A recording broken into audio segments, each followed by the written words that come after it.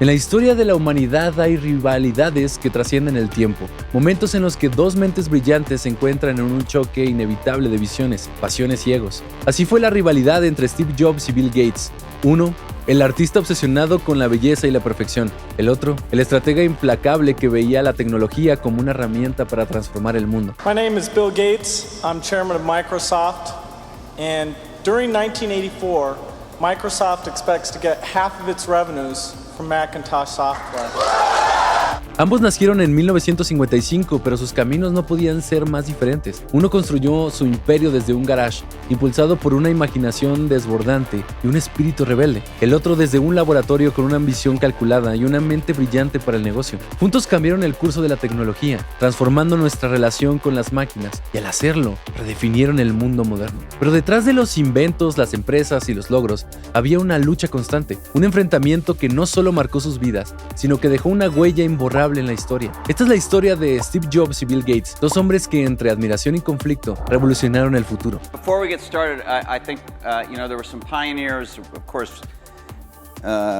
we have the pioneers here on stage, but there were. En la década de 1970, el mundo de la tecnología estaba en pañales, pero dos jóvenes compartían una visión: transformar la manera en que las personas se relacionan con las máquinas. Steve y Bill nacieron el mismo año, pero sus mundos no podían ser más diferentes. Steve Jobs creció en una familia trabajadora en California, adoptado por un mecánico y una ama de casa. Desde pequeño mostró una imaginación fuera de lo común y un espíritu rebelde, buscando siempre algo más allá del ordinario. Bill Gates, por otro lado, nació en una familia acomodada de Seattle, con acceso a oportunidades educativas y tecnológicas que moldearon su temprano interés por las computadoras. Ambos compartían una ambición desmedida, pero con motivaciones muy distintas. Jobs buscaba trascendencia, Gates eficiencia. En términos filosóficos, Jobs representaba el idealismo platónico, buscar una forma perfecta que pudiera cambiar al mundo. Gates, en cambio, representaba el pragmatismo, hacer que las cosas funcionaran de la manera mejor posible. Well, to create a new standard, it takes something that's not just a little bit different. It takes something that's really new and really captures people's imagination. And the Macintosh, of all the machines I've ever seen, is the only one that meets that standard. En 1976, Steve Jobs, junto con su amigo Steve Wozniak, fundó Apple en el garage de la casa de sus padres, la Apple I, su primera computadora. Era una máquina básica pero revolucionaria que buscaba acercar la tecnología al usuario común. Mientras tanto, en un pequeño despacho en Albuquerque, Bill Gates y Paul Allen daban forma a Microsoft, una empresa dedicada a desarrollar software que pudiera funcionar en cualquier computadora. We'll be selling our software independently. So the key thing is that Apple gets a lot of consistent standard machines out there quickly. Well, sorry, Steve, time's up. We'd like to give Steve a few moments to decide today's winner. Aunque compartían la misma industria, ya desde el principio sus enfoques eran opuestos. Jobs creía que el control total sobre el hardware y el software era la clave para una experiencia perfecta. Gates, en cambio, apostaba por la apertura. Su software debía funcionar en tantas computadoras como fuera posible. Esto refleja dos tipos de pensamiento. Jobs era un perfeccionista, obsesionado con controlar cada detalle para evitar errores. Gates era más analítico, veía el error como parte del proceso de crecimiento y expansión. Esta diferencia sentó las bases de su rivalidad futura. En 1984, Apple lanzó a Macintosh, una computadora que marcó un antes y un después en la industria. Con una interfaz gráfica de usuario amigable y un diseño innovador, el Macintosh era la visión de Jobs hecha realidad, una máquina que combinaba tecnología y arte. Un año después, Gates lanzó Windows, un sistema operativo que, según Jobs, era una copia directa de las ideas de Macintosh. La furia de Jobs alcanzó su punto máximo cuando acusó públicamente a Gates de haberle robado su visión. ¡Robaste mi software! Y puedo demostrarlo en la corte. Voy a demandarte por cada centavo que hayas hecho en la vida. Y será mi misión personal asegurarme de que nunca, jamás ganes otro dólar.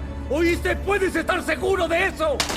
Sin embargo, Gates respondió con pragmatismo. Steve, creo que hay más de una forma de verlo. Es como si ambos tuviéramos un vecino rico llamado Xerox y yo entrara a su casa para robar la televisión, pero descubriría que tú ya te la habías llevado. Desde una perspectiva filosófica, este enfrentamiento simbolizaba la lucha entre la autenticidad y la adaptación. Jobs veía la tecnología como una obra de arte, algo que debía mantenerse puro. Gates, en cambio, veía la tecnología como una herramienta que debía ser replicada y mejorada constantemente. Ya en 1985, después de una serie de fracasos fracasos en ventas y conflictos con el directorio, Steve Jobs fue expulsado de la empresa que él mismo había fundado. Fue un golpe devastador para alguien cuyo ego estaba profundamente entrelazado con su obra. Carl Jung, el ego puede convertirse en un obstáculo cuando se identifica demasiado con una idea o un propósito. Para Jobs, Apple no era solo una empresa, era una extensión de su identidad. Mientras Jobs lidiaba con su caída, Gates consolidaba su dominio en la industria. Microsoft, con su estrategia de licenciar software en múltiples fabricantes, estaba en todas partes. Gates operaba desde una mentalidad de abundancia, priorizando la expansión por encima de la perfección. Pero Jobs no. Jobs buscaba un renacimiento. Fundó Next y adquirió Pixar,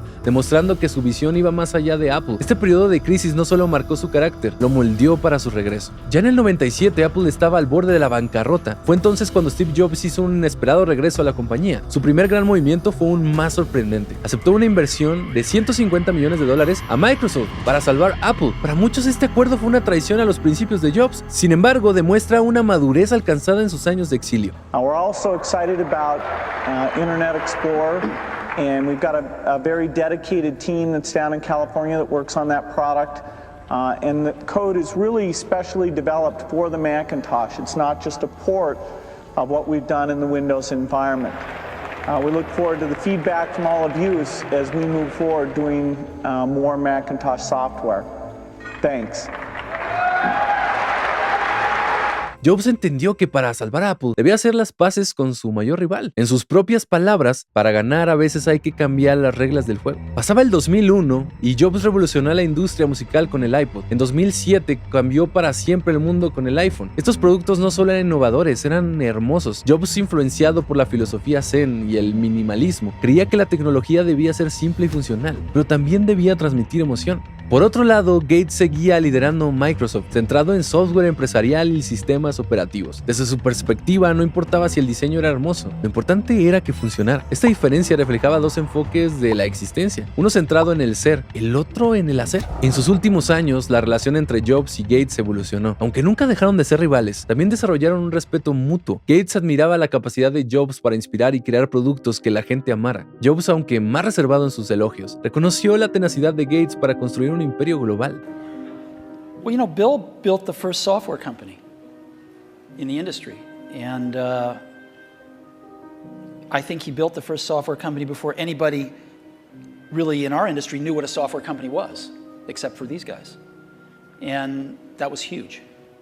That was really huge. Según la teoría de liderazgo transformacional, Jobs y Gates representaban dos estilos opuestos. Jobs era un visionario carismático, capaz de convencer a otros de seguir sus sueños imposibles. Gates era un líder transaccional, enfocado en optimizar procesos y maximizar resultados. Cuando Jobs falleció en 2011, Gates lo describió como alguien cuyo impacto sería sentido por generaciones. Durante décadas pareció una guerra. Fue en realidad un catalizador para la innovación. Jobs y Gates no solo construyeron empresas, construyeron paradigmas. Jobs enseñó al mundo a soñar con lo imposible. Gates hizo posible que esos sueños llegaran a todos. Dos hombres, dos visiones, una rivalidad que definió una era. Steve Jobs y Bill Gates no solo competían por dominar el mercado, competían por imponer sus visiones del futuro. Jobs veía a las computadoras y dispositivos como una extensión de la creatividad humana, herramienta para empoderar a las personas a través de la belleza y la simplicidad. Diseño no es solo cómo se ve algo, sino cómo funciona. Esta obsesión con la perfección lo llevó a invertir horas en detalles aparentemente insignificantes, como el diseño del interior de los dispositivos, aunque el usuario nunca lo viera. Gates, en cambio, veía la tecnología como una herramienta universal